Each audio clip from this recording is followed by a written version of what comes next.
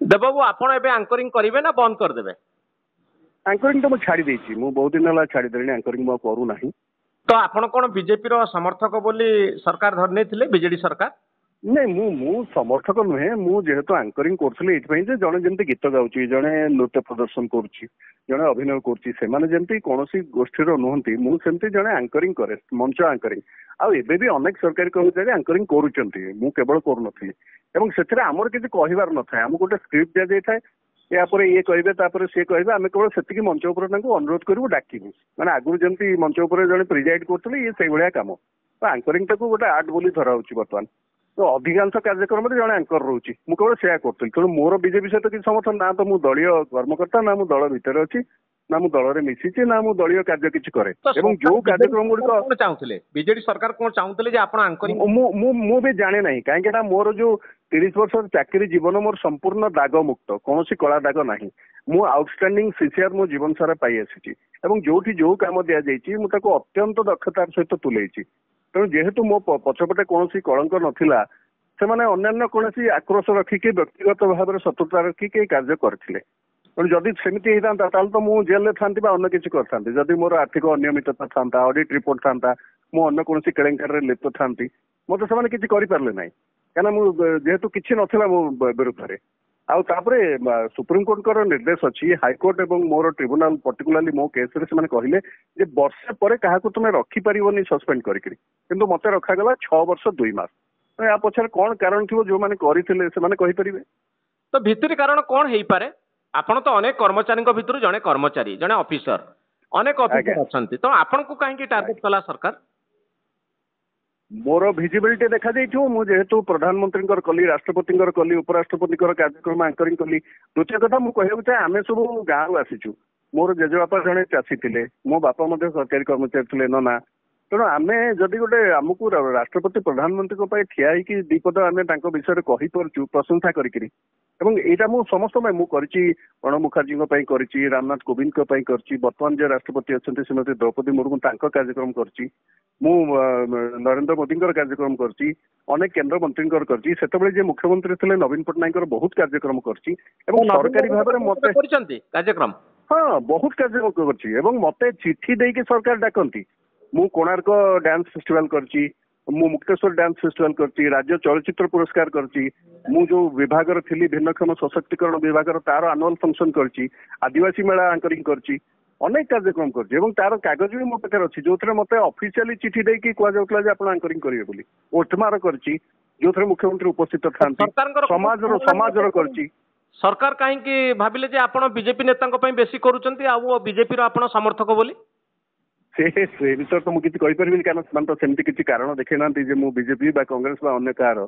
तापर आमे ओडिशा रे सब जन्म होइछु बढ़िछु, बहुत लोक सहित व्यक्तिगत संपर्क अच्छे, सब दलर बीजेडी रे मध्य मोर बंधु माने अछंती, आ कांग्रेस रे मध्य अछंती, बीजेपी रे मध्य अछंती। आमे सब एकाठी पाठ पढिलु, एठी बढ़िलु, उत्कल विश्वविद्यालय मोर सब सांगसाथी बहुत अछंती। आ सेमान को मु कोन करी, पीताम्बर आचार्य धर से मु ऊपर बैच रे पाठ पढुतले, प्रियदर्शी मिश्र मो सांग, आमे एकाठी पाठ पढुतलु। तेणु एम सब आमर जो लुलु महापात्र भाई बेबी महापात्र, ललितेन्दु विद्याधर महापात्र, से मो निजर सांग। तेणु आम सब एकाठी पाठ पढ़ीचु बढ़ीचु, तेणु व्यक्तिगत संपर्कटा कुआडे जीवो, ताकू तो आम छाड़ी परिबोनी ना। देवबाबू आ गोटे कथा होची, को ग्राउंड रे आपन को सस्पेंड करथिले? मु कहली तो 3टा ग्राउंड बोली लिखैथिली। गोटे लिखथिली जे मु गोटे आर्टिकल लिखिथिली जोटा कुआडे सरकार को पई ग्रहणीय हला नै। आपन जो 3टी कारण कहले एई कारण जो को करथिले? आज्ञा आज्ञा। हां, किंतु जदि आपन को मुक्त भाव रे कोआ जाय जे आपन कोनोसी आपनकर सेबळी किछि फीलिंग अछि कि को दल प्रति अनुगत्य बा सेबळी किछि? आपण देखो मु जतबेले वीडियो थिली, मु 11 मसियारू वीडियो रु आसी सारलिनी कटक जिल्ला रे कंटापड़ा थिली। आज पर्यंत लोक माने मते मन रखचंती, एवं तांकर जो सब सामाजिक कार्यक्रम बाहागर व्रत रे ए पर्यंत मते निमंत्रण आसे, एते भल पांती। बीडीए रे मु जतबेले रहिली, आपण जानिचंती बीडीए रे सेतबेले बहुत गुडिए रास्ता चौड़ा हला, अनेक गुडिए माने जो जबरदखल होइतला ताको हटेइली, रेलवे स्टेशन न 2टा प्लाटफॉर्म हला, बहुत बड़ बड़ रास्ता आप देखिए से सब मो समय खाली करा चौड़ा करा तेणु से सरकार प्रशंसा पाई और से प्रशंसा मो पाखक कम्युनिकेट होता। तत्कालीन मुख्य शासन सचिव, तत्कालीन जीए डिपार्टमेंट स्पेशल सेक्रेटरी एवं मुख्यमंत्री प्लेजर को मो पाखक कम्युनिकेट करते आपन बहुत खुशी आप काम कर। तेणु हठात केमती मुझे पलैली बाहर की मुझे जापर आम सरकारी कर्मचारी सरकार काम ही करूँ ଏବଂ ସେଇଟା ବି ହେଇଥିଲା ମୁଁ ଯେତେବେଳେ କଣ୍ଟାପଡାରେ ଥିଲି। କଣ୍ଟାପଡାରେ ଆଗରୁ ଶ୍ରୀଯୁକ୍ତ ତ୍ରିଲୋଚନ କାନୁନଗୋ ଶ୍ରୀଯୁକ୍ତ ପଞ୍ଚାନନ କାନୁନଗୋ ଏମାନେ ପ୍ରାୟ 2500 ଭୋଟରେ ଜିତୁଥିଲେ, କିନ୍ତୁ ଯେତେବେଳେ ଡକ୍ଟର ପ୍ରମୋଦ ମଲ୍ଲିକ ଜିତିଲେ ପ୍ରାୟ 55,000 ଭୋଟରେ ଜିତିଲେ। ଆଉ ତାର କାରଣ ସମସ୍ତେ କହିଲେ ଯେ ସେଠି ଯୋଉ 2008 ମସିହାରେ ବନ୍ୟା ହେଇଥିଲା ମୁଁ ତାର ଯୋଉ କାର୍ଯ୍ୟ କରିଥିଲି ଏବଂ 2 ଟଙ୍କିଆ ଚାଉଳ ସେତେବେଳେ ଥିଲା, ଟଙ୍କିକିଆ ହେଇନଥିଲା, ସେ ଚାଉଳକୁ ଠିକ ଭାବରେ ପରିଚାଳିତ କରିଥିଲି, ଲୋକଙ୍କ ପାଖରେ ପହଞ୍ଚେଇଥିଲି ବୋଲି ସେତେବେଳେ ସମସ୍ତେ ମାନେ ଲୋକମାନେ ଖୁସି ହେଇକି ଅଧିକ ସଂଖ୍ୟାରେ ଭୋଟ ଦେଇଥିଲେ। ତେଣୁ ଜଣେ କର୍ମଚାରୀ ଯେତେବେଳେ ନିଷ୍ଠାର ସହିତ କାମ କରେ ତାର ଶ୍ରେୟଟା ସରକାରଙ୍କ ପାଖକୁ ଯାଏ, ତାର ଶ୍ରେୟ କୌଣସି କର୍ମଚାରୀର ନୁହଁ। ଦେବବାବୁ ଆପଣ ଏବେ ଆଙ୍କରିଂ କରିବେ ନା ବନ୍ଦ କରିଦେବେ? ଆଙ୍କରିଂ ତ ମୁଁ ଛାଡି ଦେଇଛି, ମୁଁ ବହୁତ ଦିନ ହେଲା ଛାଡିଦେଲିଣି, ଆଙ୍କରିଂ ମୁଁ ଆଉ କରୁନାହିଁ। ଏବଂ ଯଦି ବର୍ତ୍ତମାନ ନୂଆ ସରକାର ଆସିଛି, ସରକାରର ଆକ୍ରୋଶ ବୋଧହୁଏ ଆପଣଙ୍କ ଉପରେ ଆଉ ରହିବନି, ତ ଯଦି ଆପଣଙ୍କୁ ସରକାରୀ ପ୍ରୋଗ୍ରାମରେ ପୁଣି ଡକାଯାଏ ଆଙ୍କରିଂ କରିବା ପାଇଁ ପ୍ରଧାନମନ୍ତ୍ରୀଙ୍କର, ମୁଖ୍ୟମନ୍ତ୍ରୀଙ୍କର ବା ବିରୋଧୀ ଦଳ ନେତା, ଦେଖ ସେଇ ବିଷୟରେ ମୁଁ କହିବାକୁ ଚାହିଁବି ଯେ ଆଜି ଯୋଉ ଆପଣଙ୍କର ରିଇନଷ୍ଟେଟମେଣ୍ଟ ଅର୍ଡର ମୋର ଦେଖିଥିବେ ସେଠି ଗୋଟେ ଲାଇନ ଲେଖା ହେଇଛି ଯେ he will not violet the conduct rules ବୋଲି ଲେଖା ହେଇଛି। ଆପଣଙ୍କ ସରକାରୀ କର୍ମଚାରୀ ଯିଏ ହବ ସେ କଣ୍ଡକ୍ଟ ରୁଲ ଭାଓଲେଟ୍ କରିବ ନାହିଁ।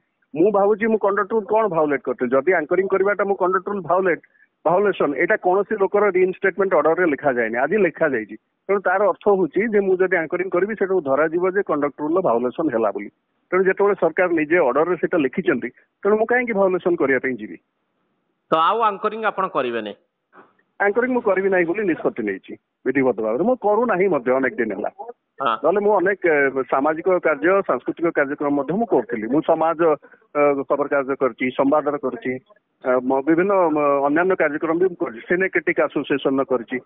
ତେଣୁ ମୁଁ ଆଉ ସେଗୁଡିକ ବର୍ତ୍ତମାନ କରୁନାହିଁ, ତାକୁ ବନ୍ଦ ବି କରିଦେଇଛି। ତ ଦେବବାବୁ ମୋର ଲାଷ୍ଟ କ୍ୱେଶ୍ଚିନ୍, ଯୋଉ ପୁରୁଣା ସରକାରଙ୍କର ସସ୍ପେନସନ ଅର୍ଡର ଆଉ ନୂଆ ସରକାରଙ୍କର ରିଇନଷ୍ଟେଟମେଣ୍ଟ ଅର୍ଡର